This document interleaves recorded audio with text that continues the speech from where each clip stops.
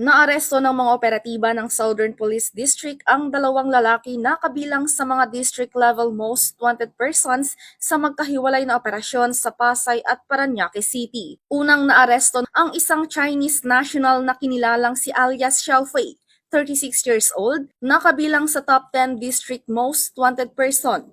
Nahuli siya sa Barangay 76 Pasay City sa bisa ng warrant of arrest para sa kasong robbery. Ang kaso ay may inirerekomendang piyansang 100,000 pesos. Samantala, noong June 2, 2026, naaresto naman sa Barangay Baclaran, Parañaque City si alias Harold, 27 years old, na kabilang sa top 9 district most wanted persons para sa buwan ng Hunyo.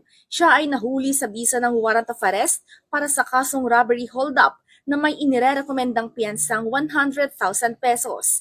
Ayon sa pulisya, parehong ipinaalam sa mga sospek ang dahilan ng kanilang pag-aresto at ang kanilang mga karapatan ayon sa batas sa wikang kanilang nauunawaan.